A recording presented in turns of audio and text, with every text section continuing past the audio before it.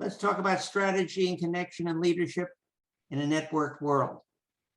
Most of our audience will recall that the term Pax Americana, which referred to the period during and after World War II, when international peace was overseen by America, starting with the 1940s, and the United States constructed a system of international order that depended on a preponderance of US economic and military power in a bipolar division of the post-war world.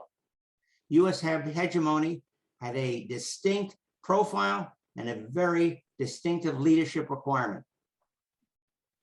The world of 21st century is very different profile, and the leadership requirements changing from a multipolar to a multipolar environment with multiple significant challenges requires a really different long-term requirements and commitments and changes to the domestic US support.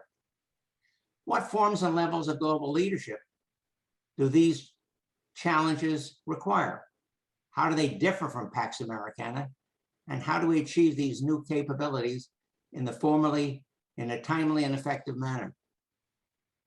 Anne-Marie Slaughter is the CEO of New America, a think and action tank dedicated to the renewal of the promise of America, bringing it closer to the nation's highest ideals. She's also a professor emerita of politics and international affairs at Princeton University. From 2009 to 2011, she served as the director of policy planning for the United States State Department under Hillary Clinton. She was the first woman to host this distinguished post. Prior to her government service, Dr. Slaughter was the dean of the Wilson School at Princeton, also the first woman to hold that post, and a professor at the Harvard Law School. Please help me in welcoming Professor Dr. Anne-Marie Slaughter to the webinar this morning. The best we can do in the Zoom world is that. Thank you very much. I'm very glad to be with all of you, at least virtually.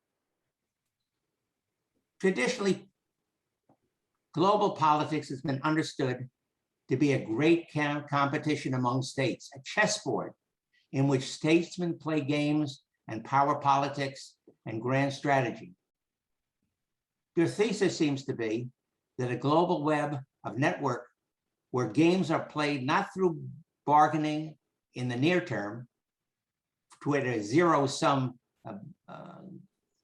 measurement system, but through a longer-term building of connections and relationships for the long term for some total results. Did I summarize that reasonably well? You did, and so thank you for the introduction and for setting up the conversation. I'm going to start my answer by borrowing actually from the title of Huma Abedin's book, as you will hear from Huma soon. Both and is the title of her book.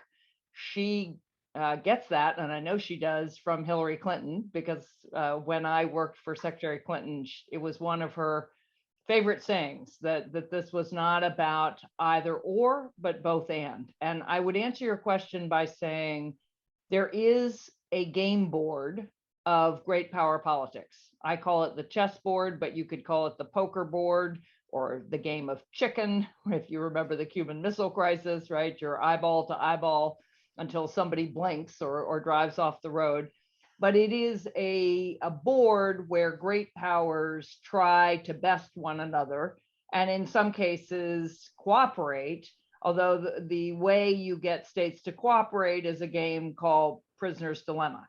That world is alive and well. The United States government is playing strategic games, and I don't mean by that playing, I mean this is a very serious business, but the way that we approach other nations is often in terms of strategic bargaining. And we're doing that with China or Russia or Iran or other nations around the world. That is the chessboard world. It is also true, and I want to make very clear that I am not arguing either or, I'm arguing both and. it is also true that we live in a world of networks. One way to think about this difference is to imagine a globe or a map, and you see all those different colored squares. They're not all perfectly square, but the shapes of different countries. That's the chessboard world. Now imagine a picture of the internet or a picture of the world at night. So you've seen these pictures of the world at night where you see these ribbons of light connecting different parts of the world. So up and down the East Coast, in the United States, in Europe, in Africa, in Asia. That is the networked world. That is the world of the web. And that world, which connects corporations, obviously, and cities, and civic groups, and universities, and for those in the audience who may be scientists or indeed doctors, or criminals, which I'm assuming nobody in the audience is, but all of those entities are connected in strands of relationships that create a web. That's equally true of government officials. So if we think about how we govern the global economy, we can think about the IMF and the World Bank, but we ought to be thinking about the Basel Committee of Central Bankers, or the International Organization of Securities Commissioners, or groups of environmental ministers, or justice ministers, or judges. So my starting proposition, and if you take nothing else away from this morning, I hope you'll read the newspaper differently from now on, is that we often think about international relations as this game of states, who's up, who's down, who's putting pressure on whom as different states. But we ought to be equally attentive to the world of the web, and we ought to be looking at terrorist networks or cyber criminal networks, but also right now in Glasgow, all those networks of non-governmental organizations that have pushed for action on climate change, all those CEOs, all those universities and scientists or faith groups. And so you need to see the world in stereo, looking at both the chessboard and the web. Anne-Marie, how did you come to this position? Is it primarily from a scholarly perspective, or a pragmatic perspective, or some other perspective? How did you get to this thing? And is this something that just emerged, or you've been working at this a long time? Well, I've been writing about networks at least since 1994. And so definitely as a scholar, starting to write in the 1990s, because I became a law professor in 1990. I finished my law degree and a PhD in the 1980s. But early on, I was very interested in the practical dimensions of global politics, and looking specifically at networks, originally of government officials. And I wrote my first book on networks of judges, of legislators, and lots of regulators. So it has always been a scholarly preoccupation. And indeed, that world of the web has just gotten denser and denser and denser over the 30 years I've been studying networks. Increasingly now, I also don't just study networks of government officials, but all these other networks of global actors. I don't call them non-governmental, I think of them as global. But there is a personal connection, which it started in law school when I read a book by a very well-known psychologist named Carol Gilligan, who published a book called In a Different Voice. And she wrote, it was about gender and adolescent girls and boys, but what struck me was not that so much as that she said, there are two ways to think about power.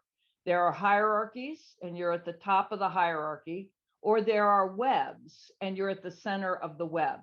And that for me was kind of revelatory, because I had never been very interested in wielding power from the top of a hierarchy, but I've always been interested in being at the center of things. And so thinking about the world that way, as a ladder, and now I call it a game board as I'm thinking about global politics, versus a web, is something that I think is really a question of personality. Genders involved, many women are more likely to see horizontal relationships than vertical hierarchies, but it's not only women. Young people who've grown up in the world of the internet tend to see the world that way too. using that scholarly hat, what would you say about US leaders from the time of our forefathers? How do they position themselves, or how do you position them when you're thinking about networks versus chessboards? It's really a good question. And we do have to remember that in 1776, when we declared ourselves an independent nation, there was certainly a world of nations, right? The Treaty of Westphalia ending the 30 Years' War was signed in 1648.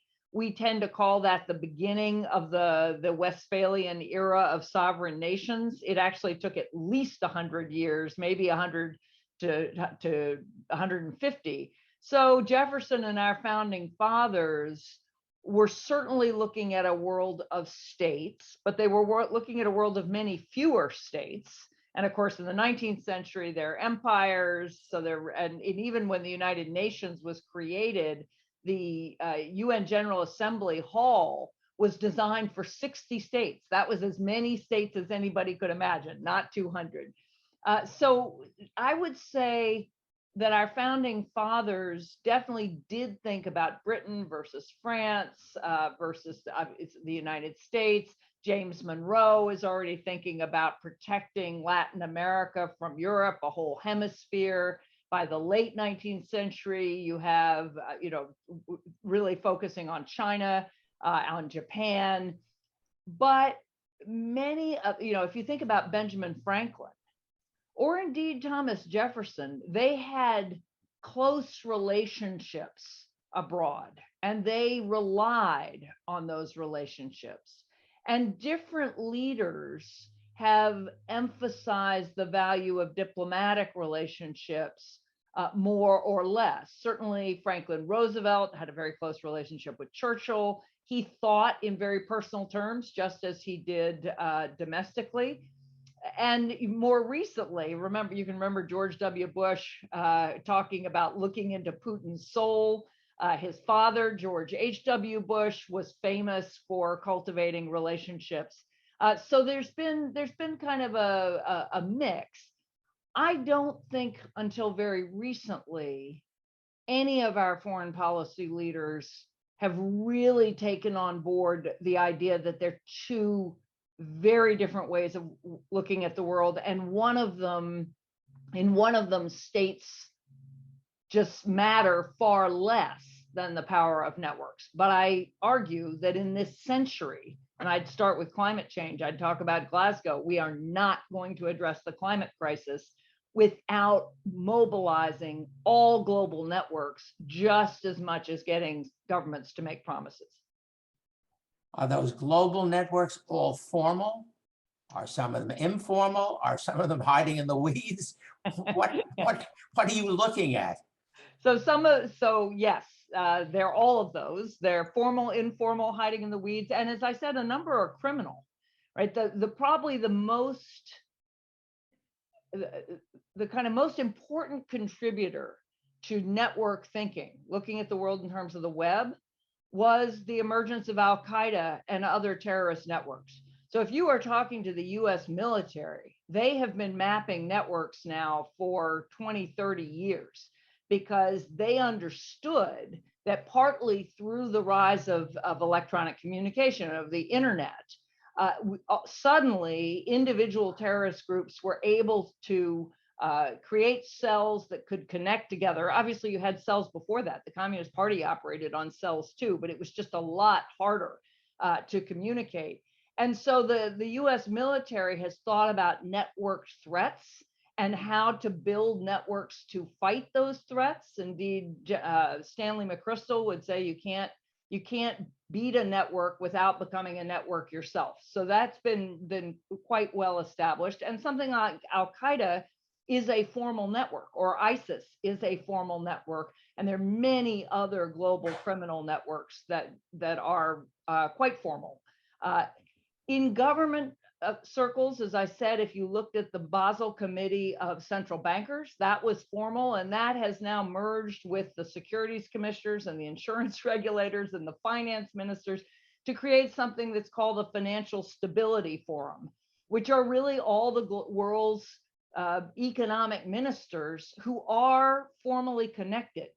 But it's not formal like the IMF or the World Bank, because it's not a treaty-based organization. It's not an organization where the parliaments of the different countries have ratified an instrument creating these organizations. And to that extent, many people are suspicious of them because they look like technocracy. They look like a way of circumventing democracy. When you get to universities or non-governmental organizations, again, it depends. Organizations like Save the Children or Oxfam or the Red Cross, any of those are formal networks. They are constructed as a network. There are others, though, if you think about universities, some have formal partners abroad, others just have informal relationships. In this century, if you buy the way I think about the world, we would be teaching people to map networks, to think about their structure, to make them visible when they're not visible, and above all, to make many of them more accountable, so that we would be able to see the world of networks almost as clearly as we see the world of states. So if there's all this networking, are all the networks functionally similar? Forget about the subject. Do they work the same way? Are there different kinds of networks that you apply to different kinds of situations? Or is this just kind of an amorphous, Anne-Marie's thinking kind of a...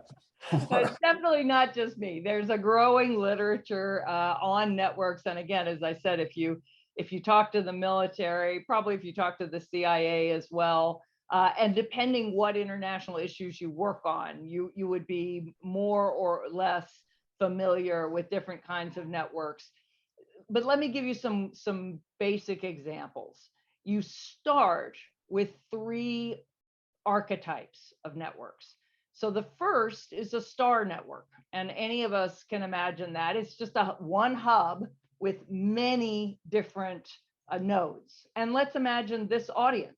I am the hub. Actually, you and I together, sitting in a fireside chat, are the hub, and everyone listening to us are the nodes. So it is a centralized network with one hub and many different nodes. And sometimes those nodes can be connected to one another, but they're all connected to us. The second kind of network is a decentralized network. There is still a center. You and I would still be at the center, but now imagine that all of you who are listening to us are gathered in one another's houses. So, as I said, I know Dr. Jaffe is listening, and he and his wife Lillian have hosted me many a time. Let's imagine that they have a group of friends who are listening to us in one house. Somebody else has a group of friends in another house.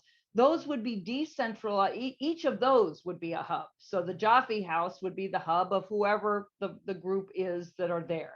For those of you who are old enough, and I'm guessing this audience will remember, if you ever saw a telephone tree where, the school, if there was a snow day, the school called 10 parents, and then each of those parents called 10 more, and each of those parents called 10 more. The kids have no idea what I'm talking about when I talk about a telephone tree.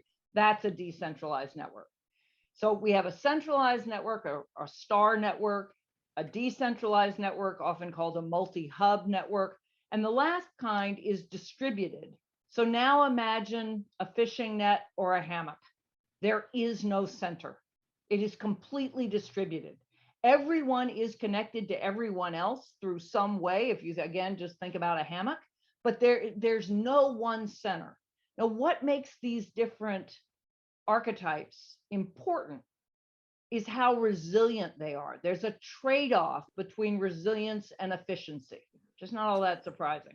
So with the star network, if somebody wanted to attack a star network, they'd take, if Mal and I were really on the same stage, they'd knock out that stage and the network is done because none of the rest of you have anything to watch or be connected to. A decentralized network, that imagine people listening in different houses, well, you'd have to take out a bunch of the different hubs to be able to destroy the network. The distributed network, that image of a mesh is very hard to destroy. And indeed, the man who first thought of these three kinds of networks was charged with imagining a communication structure that would withstand a nuclear attack. And he came up with a mesh, because you have to take out almost all those nodes before you destroy the entire network. So those three archetypes are your basic network structures. Each can have many different variations. The star network is the most efficient, because you and I can say something and everything will hear. The mesh network is the most resilient, because it's inefficient. It takes a long time for information to get to everybody in that network, but it's very hard to destroy. And the decentralized network in the middle, the multi-hub network, is a mix of both. It's more efficient and more efficient than the mesh network, but more resilient than the star network. And there are, in network science, each of those categories has different properties that makes it particularly good for a specific function. Is it fair to assume that in your teaching and consulting work, you've got some ways of helping people or helping organizations or helping groups think about what's the right structure, the right network structure to do? This is not just the kind of an informal catch as catch can kind of a No, thing. I mean, and so in the book, in my book, The Chessboard and the Web, I talk about resilience networks and task networks and scale networks, and each one has a different set of structures. I can give you a very clear example of how you would think about network structure. We're in the midst of a pandemic. And of course, this is not the first pandemic, and sadly, it won't be the last. Often, well, not often, the way most health systems are structured, you have little clinics that feed into larger clinics and hospitals in sort of medium-sized cities that feed into the big teaching hospitals. So if we think about Columbia Presbyterian or Mass General, these are the big teaching hospitals, and difficult cases come from all over the country to center there. And that works very well for normal health, because if it's a routine thing, you can take care of it in the little clinic. And if it needs a little more expertise, you kind of bump up the chain of hospitals. In a pandemic, that's a terrible structure. That's a multi-hub structure. But the problem is, every time you bump up to a place where there's more patients, more doctors connected, you are spreading the pandemic and spreading the virus. So if you want a health system that works for pandemics, you need lots of separate clinics, each of them quite specialized, so that you would send people, to places that are specialized in treating COVID and do nothing else. And you can actually overlay that system of distributed clinics on top of the normal health system. And indeed, in Ebola, we saw that in Sierra Leone and Liberia. What they did, instead of sending people into the big hospitals, they created separate Ebola clinics that had all the precautions and that concentrated all the people. Great example here is that Governor Cuomo would have done much better to send older people who had COVID onto the hospital ship in New York Harbor than sending them back to or having them be admitted to long-term care facilities, where they immediately infected both staff and then other patients. And in my network, several of those people who returned to the senior centers never survived. Exactly. More than a very short period of time. Exactly. And they typically infected others through not their fault, not the staff's fault. They should never have been put back with the normal population. Moving forward to your time in government, how were you able to deal with situations in the State Department and beyond using that set of thinking? And what was Mrs. Clinton's take on this wonderful world of networking? So I really think that I got my job as director of policy planning, which is, it's the big think job in the State Department. It's the job that George Marshall created for George Kennan, which is big shoes to fill. And when George Marshall created policy planning and put George Kennan as the first director of policy planning, he said, avoid trivia, meaning think about only the big things. So, George Kennan went out and helped create the Marshall Plan. I can tell you, none of us who have ever held the job since then has probably lived up to that standard, but that's what you're supposed to be aiming for. And in 2009, I published an article in Foreign Affairs called America's Edge: Power in a Networked World. And that's the first time I laid out a vision of a fully networked world. And what I argued was that the United States had a big edge in that world. And I still deeply believe this, that we are the country that most reflects all the populations of the world. Canada does as well, Australia does as well. But if you look at our size and the numbers of people we have, who first, of course, came from Great Britain and France and Germany, and then increasingly all of Europe, including Southern Europe, and then Eastern Europe, and then Russia, and at the same time, then starting to come from Asia and Latin America. And now, in this century, we will not be a white majority country. We will be a plurality country, and we will reflect all the nations of the world. And that gives us a huge leg up if you think about the world in terms of global networks. So our closest economic ties are to Europe. If you look at flows of capital, flows of foreign direct investment, flows of trade, they are thickest between the United States and Europe, because Americans of European origin have been going back and forth, trading with family members, creating those ties. And that is increasingly now happening with South America, Central America, all parts of Asia, the Middle East. And that's a huge asset. It's an economic asset. It's a cultural asset in terms of education and science and innovation. All of that is something to be modeled and mapped and built on. And Secretary Clinton loved that idea. And she was very engaged in working with diaspora populations, Pakistani Americans, for instance, to work on how could you build the stronger economy, stronger culture, and sort of more liberal values in Pakistan. She was also, when we thought about Russia or China, and wherever she went in the world, she built on networks of women. So when she would travel to China, or when I went to India with her, she would always meet with groups of women entrepreneurs or town halls of women students. I remember she did one in Korea. And that was not just soft power and building nice relationships. She was laying the foundation for networks that could be used to get information, to disrupt a crisis, but also to build economic and diplomatic ties. So Mrs. Clinton bought the juice. She did.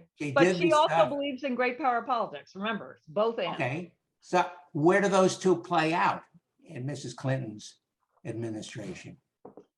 So it's hard.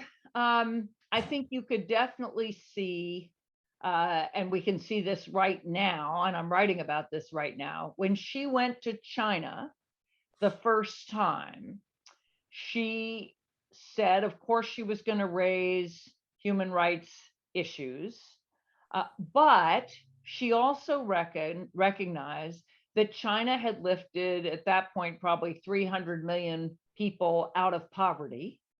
And she said, I was in Beijing in 1995, and I said, women's rights are human rights. That's really where Hillary Clinton burst onto the world stage as a champion for gender equality. And part of what she was saying was, if you think about the world in terms of what women need, and you build networks of women and women's organizations, what the Chinese have done is to lift up hundreds of millions of women by giving them enough to eat, by giving them the wherewithal to take care of their children, by giving them opportunities to work.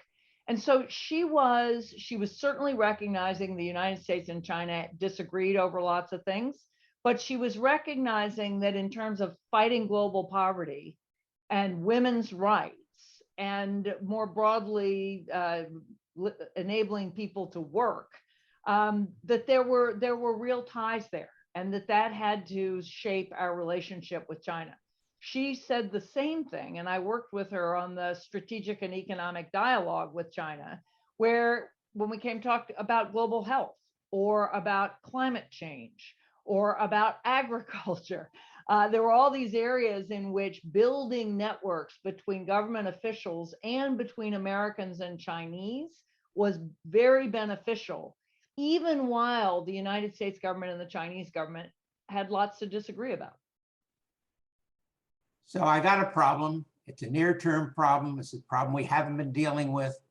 Do I form a network, or do I have to go back to the chessboard and the to deal with today's problem? I don't have a network yet. Do I just form a network and do something, or do I have to deal pragmatically with what's going on? You can form a network, but one thing I would say is there are so many networks out there. And indeed, some of them need to be folded into others. So again, think about that map of the internet, which started, with only the World Wide Web. We didn't have that many websites. Now, of course, it's just vast and tangled. If you map all the human rights networks, all the environmental networks, all the university networks, if anything, you'll find one that you can use. You almost never have to start one yourself, and you shouldn't. It's just too easy to do. What we need to be doing, again, just as we teach our students and our diplomats and our CEOs to think about geopolitics in terms of great powers and smaller powers and regional powers, we need people to look at a map and say, okay, so here are the countries. I want to see the underlying map of networks, just as you might look at the arterial system, or the veins and arteries under somebody's skin, and say, okay, which are the strongest of these networks? Which networks are best suited for my purposes? And how can I tap into them? And again, in many cases, you need to sort of merge smaller networks into bigger ones, or at least systematize them in ways that make them most useful. One of the phenomena about all kinds of organizations is that there is often somebody like a Mrs. Clinton who buys the juice and drinks the juice, but the next person is somewhere else. What happened with the transition to other leaders after Mrs. Clinton? Well, so here, so I would say, when Mrs. Clinton, Secretary Clinton, came into office, she believed strongly in networks, but she didn't talk about networks. She talked about development, diplomacy, and defense. She talked about the 3 Ds. And in her confirmation hearings, she said, look, I want to elevate diplomacy and development to be equal to defense. The little secret here is that diplomacy is a chessboard game, and development is a web game. It's a networks. The development works through networks of government officials, but above all, through non-governmental organizations, government contractors. I mean, if you think about delivering food or water or education or better agriculture techniques, they all require networks. It's not, you don't just order things through governments. So she did a lot to elevate development in the State Department. And I worked very closely with her, and we issued something called the Quadrennial Diplomacy and Development Review. We created new bureaus like the conflicts and the Bureau for Conflict and Stabilization for fragile states, how to build them up. We tightened relations between the State Department and USAID, the Agency for International Development. And a lot of that has stuck, to your question. Not all of it. Secretary Kerry was more focused on traditional diplomacy, but he's passionate about climate. And you cannot tackle climate issues just state to state. And indeed, right now, well, two things. If you look at the Paris Agreement, which Donald Trump pulled out of, but we've come back, the Paris Agreement actually recognizes what they call non-party stakeholders, which just means CEOs, billionaires, universities, scientists, all those networks. And then even more recently, the US government is saying we have to take a whole of society approach to fighting climate change, by which they mean things like Mayor Bloomberg's network of 7,000 mayors around the world who form the Global Covenant of Mayors for Energy and Climate. So a lot of it did stick. It's been harder to get the Foreign Service Institute, the traditional kind of foreign service, to embrace network thinking, because they are designed to go government to government. And of course, they're designed to connect to, they're trained to connect to people in the societies where they're posted. But that's the one place where I think one of the places we still have a long way to go in terms of inculcating this kind of network thinking. But again, younger people, women, a lot of it comes much more naturally. And thinking about inculcating to the State Department, 2 weeks ago, we had two senior retired diplomats talking about the needs of the State Department in the 21st century. And it's hard for me to think about, maybe you can give us some better insight, how you take an institution that has been molded in a particular way and change what's down in their DNA of decades of practice, decades of law, decades of whatever you want to call it. This is the way my mentor taught me, kind of a thing. You know that because you've been in the university. This is the way it's done. How do you change that in an institution such as the State Department or the diplomatic corps, let me put it that way? Well, I think the State Department needs pretty radical change. And the way you do it is through Congress. The current Foreign Service was created in 1925 when the diplomatic service and the consular service merged. So they used to have, the consular service, people who staffed consulates where you got visas and all the things that consulates do for you when you're abroad, and the diplomatic service, who are the diplomats who negotiated treaties. In 1925, they were merged and we created the Foreign Service. And the Foreign Service is a 30-year career path.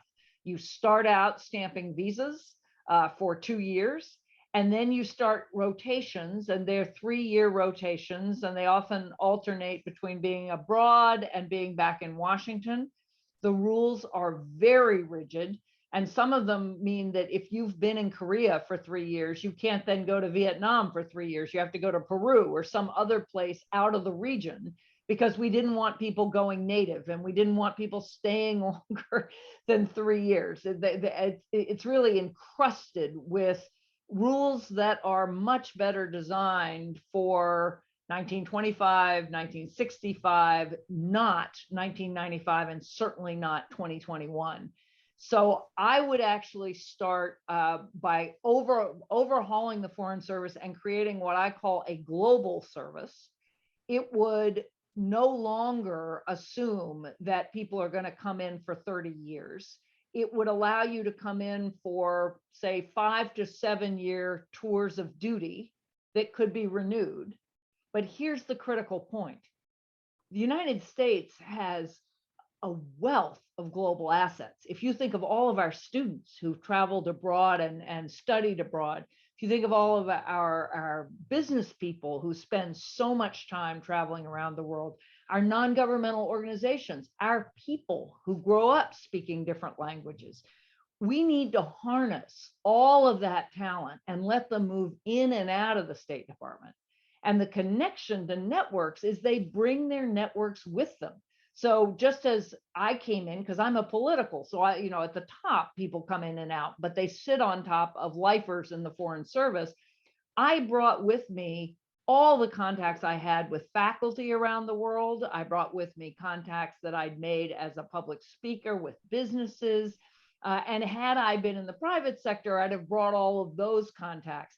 That would then put us at the center of so many existing networks, and we would have a much stronger, more nimble, more flexible, more open cadre, not just of diplomats, but of experts in foreign relations in many different categories.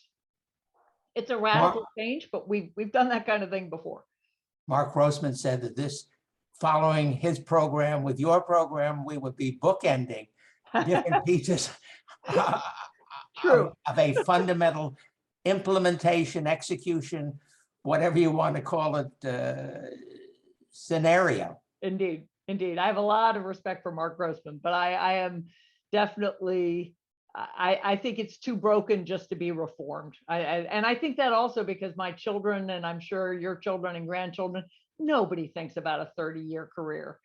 We're lucky if they think about a 5-year stint in a job. I want people thinking in 5 to 10-year stints, but our best and brightest, or just our most diverse, it's that do not go into the State Department and stay there for 30 years. Just about 24 hours ago, CNN aired an interview with Jake Sullivan. I missed it. I would love for you to look at it because many of the words that I heard him saying seem similar to the things that you've been talking about. And I was wondering, is it really the same, or is it simply a small evolution in the thinking of the White House toward more kinds of networks? I mean, I heard the words, I just don't have the insight to know whether that's significant. By the way, Jake Sullivan was with us several years ago as part of this program. So we knew him and we love him. So, but I was really wondering what that's happening. Where's the Biden White House relative to this issue of networks, or is it too soon to tell in the Biden tenure? It's such a great question. I'm actually writing a New York Times piece on that subject as we speak. So I worked closely with Jake. He was my successor as Director of Policy Planning, and he was Deputy Chief of Staff while I was Director of Policy Planning. I didn't report to him. I reported directly to Secretary Clinton, but I worked with him. And of course, he was her most trusted lieutenant alongside Cheryl Mills. So he had a lot of power. Certainly over the 2 years that I was there, I spread the network gospel, and the people in policy planning all recognized when I left that they were all thinking and talking about networks. It is also the zeitgeist. In many ways, I may have been ahead of the curve, but this is not unique to me. Again, Stanley McChrystal's book, Team of Teams, is all about turning a hierarchy into a network. There are many others. I think that Jake certainly understands the importance of global issues, climate, health, cyber. I would include racial equity there. And he understands the limits of traditional diplomacy. But Biden himself is a deeply experienced foreign policy president, but he grew up during the Cold War. He's been in public life for 40 years, 50 years, maybe a little more, 50 years, since the early 1970s. I would say, 30 of those years were spent in the Cold War or when the United States was a hyperpower.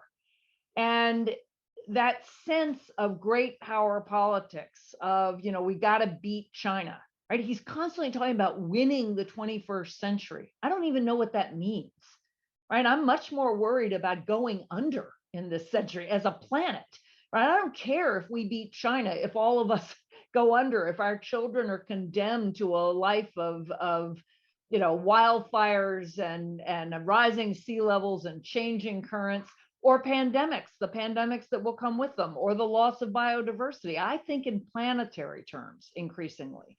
And I think he does understand the importance of climate, but I think he thinks about that in terms of states and what do states need to do and how do states need to mobilize others. I would start with the Sunrise Movement, with the young people, and they are networked and they are trying to work, but I would see them as a huge part of the solution. And I would think of all the impact investors who are looking for ways of investing to diminish the amount of carbon and to really create economic incentives for climate change. So I think the difference, and I think this is true with Jake, and I think it's different with Tony Blinken and Kurt Campbell and Brett McGurk, and it's a very close-knit band of brothers there. They do understand the importance of global issues, but I think they are very, very statist. I think and I think the lure of great power competition is just hard to avoid. It's just so much easier to say beat China than it is to really think through the complicated work of building the relationships and mobilizing the networks and creating or pruning networks that will mean we can mobilize all the people and institutions we need to make a difference. I was hoping you would focus on maybe one or two relatively recent situations and talk about how one might have played differently, not to criticize necessarily what was going on. And one of those really is the Syrian crisis of 2011, 2012. How did we approach it? How might we have approached it differently? What different kind of outcome might there have been? Oh, I mean, so it's a great example because I do understand Barack Obama's desire not to be further enmeshed in Middle East politics. And the years of money, and then more recently since the Iraq War, lives, not just American lives, but Iraqi lives, hundreds of thousands of Iraqi lives lost, and the various conflicts we've been in the Middle East. So I do understand Obama's desire, particularly after the intervention in Libya had not produced what he'd hoped, to get out. But the network approach starts with people before states. It thinks states are really important, and it recognizes there's a whole world where you have to really go government to government, but you start with people. And from the perspective of starting with people, we encouraged the Syrian rebels. We said it's time for Bashar al-Assad to go. We funded some of the rebel groups. We helped arm them. But when al-Assad went to Russia and started using chemical weapons on his people and barrel bombs, just imagine what it would be to be sitting there, in a city and having chemicals and shrapnel come from the sky and destroy, everyone around you. From my point of view, the US had to draw a line in the sand there. If we mean anything that we say, much less the way they had relied on us. I would not have landed troops in Syria. I would have bombed al-Assad's air force. I would have destroyed his airports until he stopped using those tactics. I would have said, look, in the end, the civil war, you all have to fight your own civil war. We can provide help, although even that is tricky because it ends up a proxy war. But, we know what side we think is on the right. But we're not going to intervene except to say there are tactics you can't use. Chemical weapons have been outlawed for a century or since World War I. You cannot use some of these tactics. You can't commit genocide. You can't commit crimes against humanity. And I think we could have done that. And we could have done that with, if not the sanction of the United Nations, at least the sanction of many nations, the United Nations.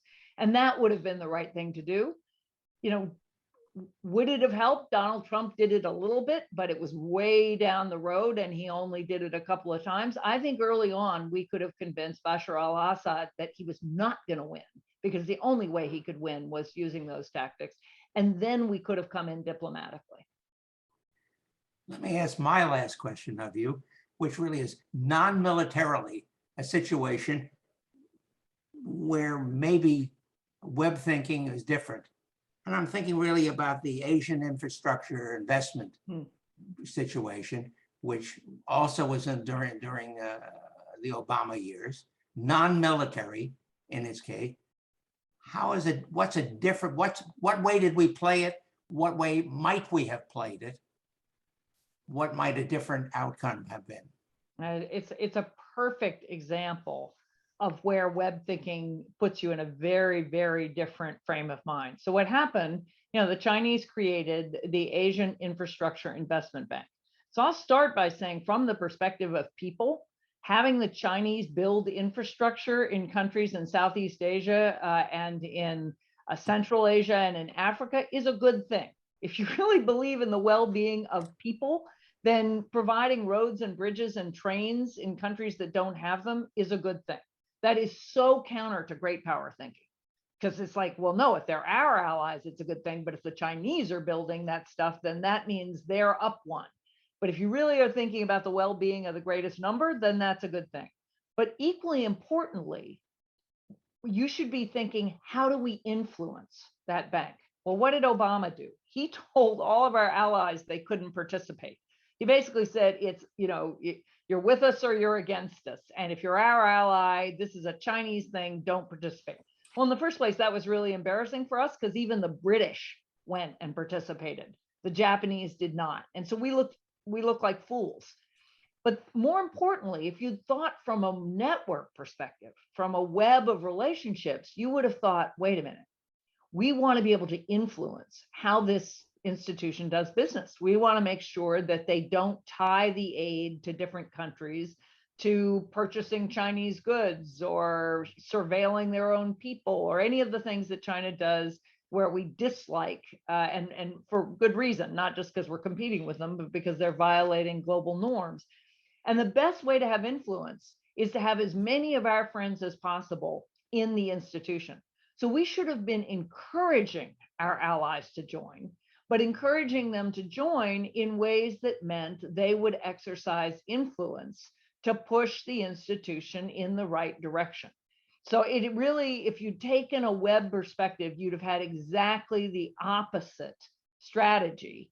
And indeed, it would have been an easier strategy to implement. Most of our friends did end up in the AIIB, but in a way that was deeply embarrassing to us.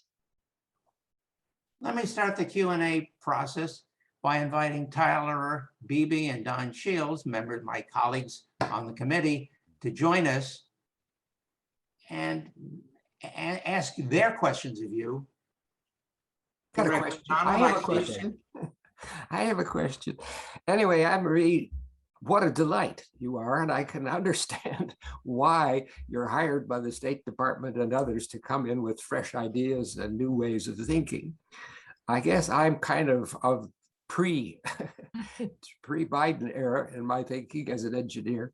And I look at these networks and I think to myself, it seems to me on occasion, they are running parallel with each other and not really interacting with each other. And I use a very small network of Australia and France and a submarine.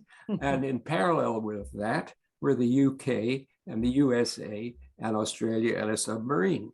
And it's interesting to me that the way it ended up, it seems as one network, as it were, was not talking to the other. And yet there is a person in the middle or a country in the middle that was in both networks. Indeed. And seemed not to understand that its responsibility should have been to bring those networks together, or at least inform each other as to what was going on. And so I see the trouble in a sense, looking at it from that point of view, where these networks can run free and in parallel, but not interacting in the way that they should. Is that something I should think about? Yes, and it is indeed it is in many ways the task for professors, for scholars, for practitioners, again, in coming decades. So in that particular example, and you're right, they're very small networks of relationships, but exactly, we are thinking about building different networks, different coalitions, and there are differences, but a coalition is a small network. And we weren't thinking about how do you make sure that the relationships work across the board. Now, again, it was so tempting, I think, to say we're going to stick it to China with Britain and Australia and the United States. And there's also, we have deeper cultural ties. We have tremendous historical ties with France, but these are all Anglophone countries, and we're all former colonies, or Britain and Australia and us. And I think it was so tempting to think we're going to stick it to China that we weren't thinking not only about what we owe France and the importance of maintaining those relationships, but here critically, France has a huge network in the South Pacific.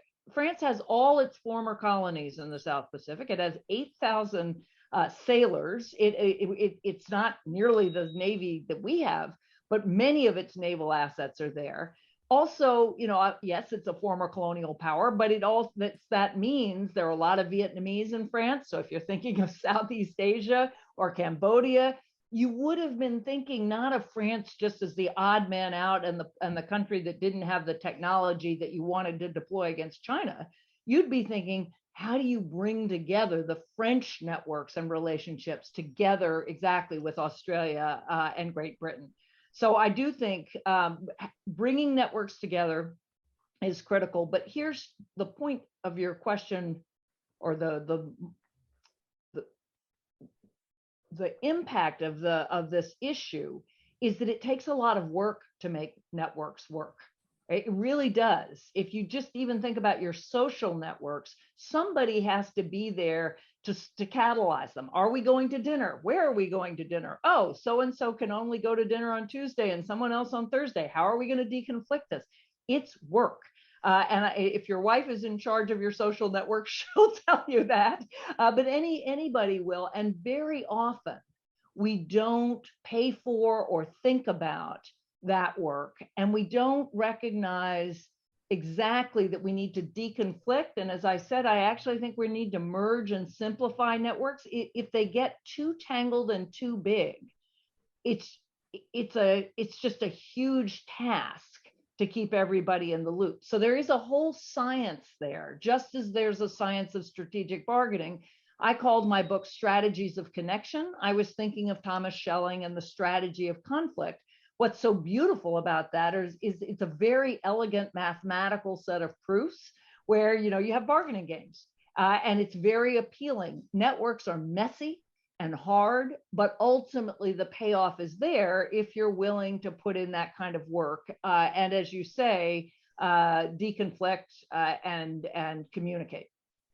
Yes. Before Tyler is allowed on, I have another question for you. Your talk has just entered in this old head of mine in a wonderful way to look at networking. And at the same time, though, you were looking at the future of the State Department. Mm-hmm. And I'm a Canadian and spent half my days in Canada. And in our past foreign relations groupings, we, 15, 20 years ago now, brought in the trade aspect. We had a trade group separate from the diplomacy. And one of our prime ministers decided that trade was more important than diplomacy. And so he tucked in our state diplomacy part under the trade organization. And you look at the network of the trade people and the network of the diplomacy people, and they were completely coming from different rainbows, or whatever you want to say. So I don't, in the trade, you're looking at the State Department. Have you tried to think about the networking of the trade people? Surely they're out there, as you mentioned, about business people, for example, should be networked somehow and brought in. So where does trade come into this future of the State Department? So this is so complicated. And really, when I would walk down Constitution Avenue, and at one end there's the State Department, and it's a whole block, and then you get to the Justice Department or the Commerce Department, and each one is an enormous block-sized building, and they are all hierarchies. You know, the secretary sits at the top, and it goes all the way down. And I would think to myself, this is just from a different era. This is for the industrial era of the early 20th century. Today, you would ideally, you'd take a problem, any problem, let's say, you know, you've got a trade issue with China. And what you do, it would be to approach it like a consulting firm. You'd say, okay, I need an expert in the following areas, somebody in diplomacy, somebody certainly from military, somebody from development.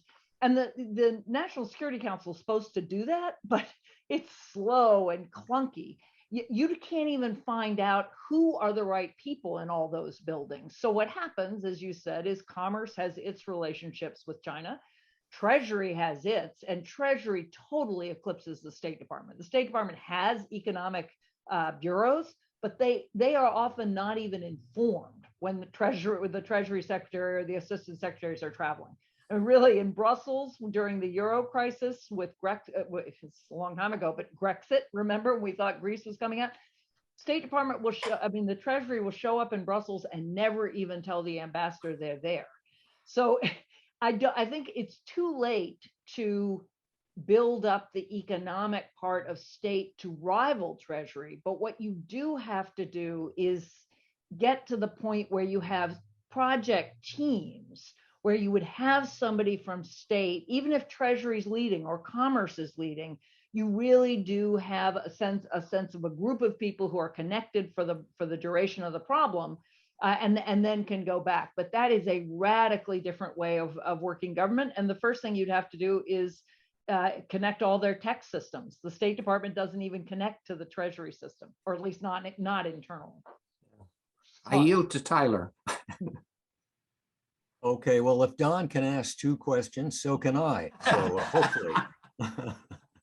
Okay, first of all, following on to your thoughts on what we should have done in Syria. Now, obviously, over the last 10, 15 years in the post-Obama period, we've switched basically from interventionism to really disengagement. And I wonder if you think our disengagement, such as in obviously Afghanistan for very good reasons, but also in Iraq and Libya and Yemen and in Syria, is being overdone, because aren't we creating really a vacuum into which the Chinese and the Russians and the Iran and so forth and other bad actors could fill the bill in terms of making it much more difficult for us and the West going forward? So the question is, have we overdone the disengagement, in your opinion? I think we have. And I will say I'm a chastened interventionist. I mean, I was never a believer in remaking democracies. I never bought off on the idea that you could democratize the Middle East by invading people. But I was and am a supporter of responsibility to protect. I supported the intervention in Kosovo. I still think it was worth it.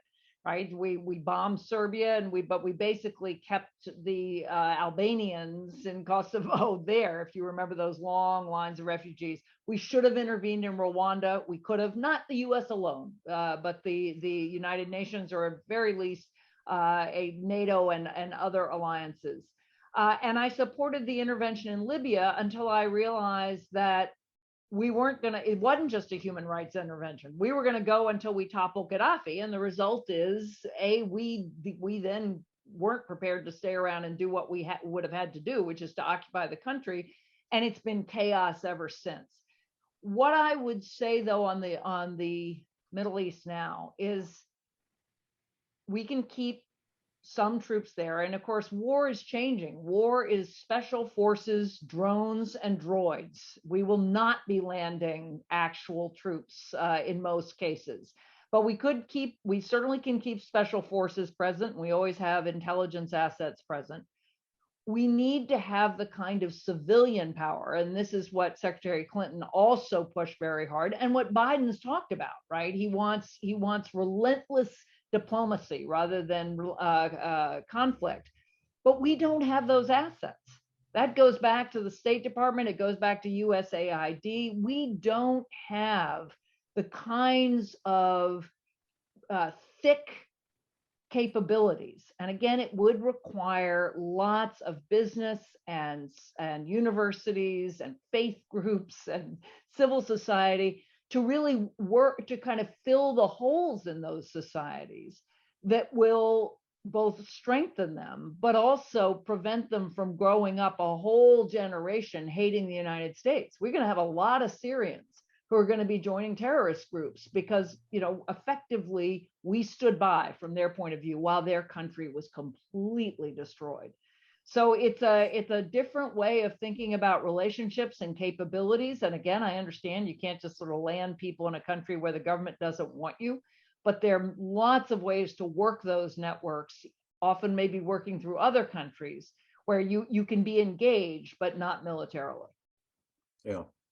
And just quickly, I wondered what your reaction was to Mark Milley's comment maybe about a week ago that we're currently facing what he called the most challenging geopolitical situation we ever have been challenged by. It seemed to me to be a bit alarmist and perhaps exaggerating the challenges we face, but I wonder what your thought was about that comment.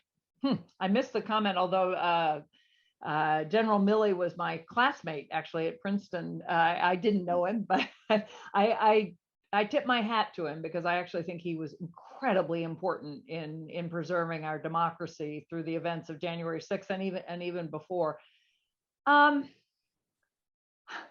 I think we are in one of the most challenging, probably the most challenging global situation we've ever been in. But I'd go back to this difference between great power competition and global problem solving. And I'm not prepared to let China, run over us or, take over the South China Sea. But again, I look at my children, I look at the fate of the United States and of other countries around the world, and I am much more concerned that we are hitting a tipping point in climate. I really can imagine in a decade the Gulf Stream changing course, at which point New York and the Europe we know turn in, go back to something like the Ice Age. So from my point of view, I wish we were thinking less about who's on top, which I do think General Milley's thinking about when he thinks about China, unless he's also talking about terrorist groups. And there again, pulling out of Afghanistan the way we did threatens us, although I supported overall the pullout. But I just think we have our eye on the wrong ball, and that we would be focusing much more on how to galvanize China to do what we need it to do in terms of global health and climate, cyber, all of that, than trying to think about who's on top. A little while ago, you talked about walking down the street and looking at block size buildings. You did not say that across the Potomac, there's a building that is many times block size, and which, with its allies in various security services that we don't even discuss, really outweigh our ability to do some of these things, and may in their own ways be impediments to doing the kind of network thinking that you are describing. From my point of view, we have had a really remarkable morning. I did not know where Fireside Chats would take us when Denise told me about a week ago that this was the format that you were going to be doing from here on out. But it really is terrific. You have made, for me, and I hope for the rest of our audience, which numbers about 40 some odd people at the moment,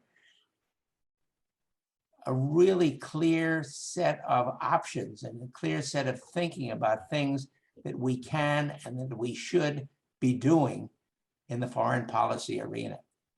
I want to say to our group that in 2 weeks, on Monday, the 22nd, we will host Professor Alvin Kamba from the Joseph Corbett School of International Studies at Denver University, and his topic will be the changing relationships of the US and Philippines, and Mr. Shields will be the moderator at that time. But in the meantime, many thanks to Dr. Anne Marie Slaughter for her thoughtful and effective discussion today. It's an important foreign policy topic, and she did a great job of conveying a complex subject. Thanks also to Joan Kuhn, to Carrie Krams, and this library staff who support us continually. And we thank all of our audience who join us and participate, even if we can't see them and even if they're far away from us. Ms. Okay. Joan, thank you for hosting us today on Our Zoom. pleasure, the library's pleasure, and thank you all. Thank you, the question, those Tyler, Don, and Mal for all the wonderful questions, and to an absolutely wonderful speaker. Anne-Marie, it was a pleasure to meet you and to know that my former general physician has a daughter who is your friend. So I'm so glad that all worked out. And thank you so much for coming. It's been a pleasure, and I'm sure the entire audience in Chappaqua and environs are so happy to have listened to you. So again, Thank thank you. you all, and I will end the meeting. Bye, Thank Thanks, you. everyone. everyone. I Bye, so enjoyed it. Anne Marie. Thank you.